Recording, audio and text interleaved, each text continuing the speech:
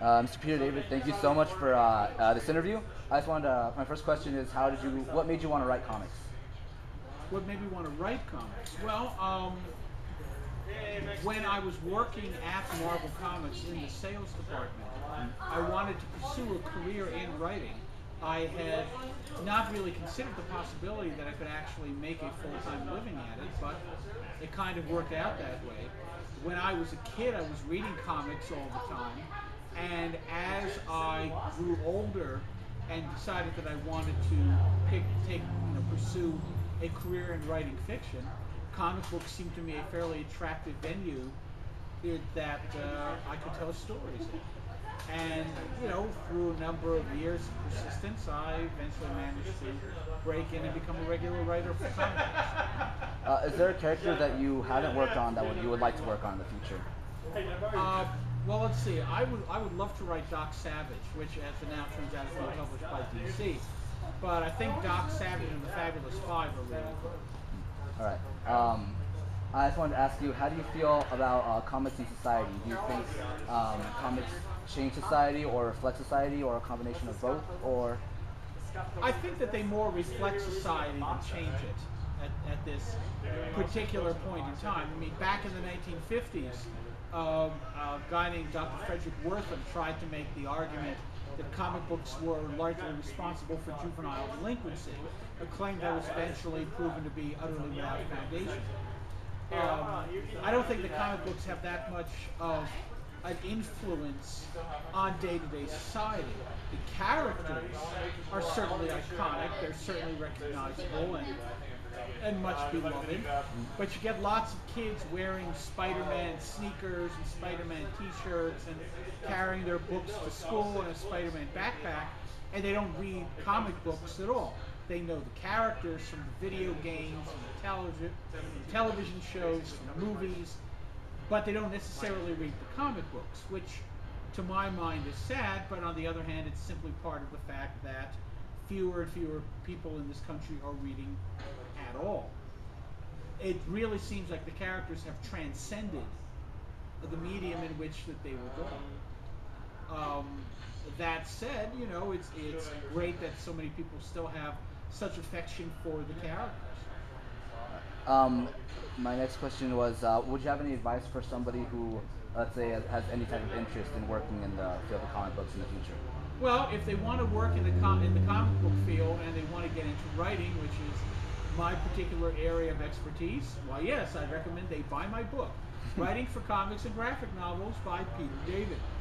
Um, I know that sounds like I'm just trying to peddle my own stuff, but the bottom line is I had so many people asking me for advice in writing that I decided to just sit down and write a book in which I have everything that I could possibly say on the subject in one place so that people could plunk down 19 bucks and get it. All right, very well. And last question, I just wanted to ask you a little bit about your very iconic uh, when you wrote Incredible Hulk. I just wanted to know a little bit about what you thought and your ideas for. Well, what do you want to know in specific? I mean, I wrote the book for 12 years. Did you have anything in particular? Certain things like, oh, I know like the Wolverine and Thing fights were, but I mean I found the way you did them, especially the Thing fight where the Hulk had become the Great Hulk, obviously Yeah. very different, and the Thing is very much different. That came as a result of a discussion with David Michelinie, who was writing Fantastic Four at the time. And what Dave suggested is that we do what he and Marv did when they were doing, well, not David Michelinie, Steve Englehart. Sorry, start again. That came as a result of a discussion I had with Steve Englehart, who was writing Fantastic Four at the time.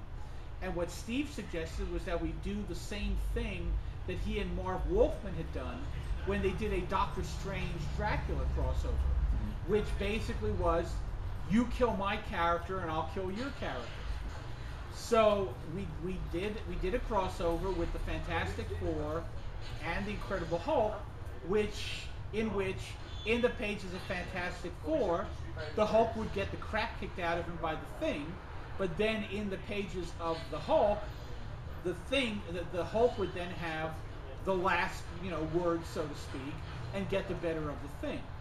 Of course, at that particular point in time, the Hulk's power level was such that he actually was no longer as strong as Ben Grimm. Nevertheless, he did manage to get the better of him through being incredibly sneaky. Sorry, I said one last question, but this is really last question. Oh, what and made you want to know about Wolverine. Yeah, yeah, it is that too. Wolverine, when I had him in Hulk 340, Yes. what that really came down to was that Todd McFarlane was dying to draw Wolverine. And he asked me if I could have Wolverine guest star in The Incredible Hulk. And that took some doing. Because at the time, the X-Men was in the midst of a very lengthy storyline. And also the X-Office felt that Wolverine was being overexposed in terms of, showing up in too many books. Of course, they had no idea of what he would eventually become, where he would be insanely overexposed. But I managed to work it out with Chris Claremont and with the X-Office that I would do a Hulk Wolverine story that would actually tie in very tightly with the continuity of what was going on at that particular point in time. I did it to make Todd McFarlane happy. And I'm sure he appreciates it to this day. And really last question, why Grey Hulk as opposed to Green Hulk? I didn't, that wasn't my decision. Basically what happened was, a lot of people give me credit for turning him gray. They shouldn't. The concept of turning him back into the Grey Hulk was something that Al Milgrom did in the storyline right before I started on the book. I simply kept him gray for a number of years because I thought that was a really cool and different incarnation for the character. But that was entirely Al's doing, Al and Bob Harris, who was the editor at the time. Well, thank you so much, Mr. Peter David. No problem. Really appreciate it. No problem.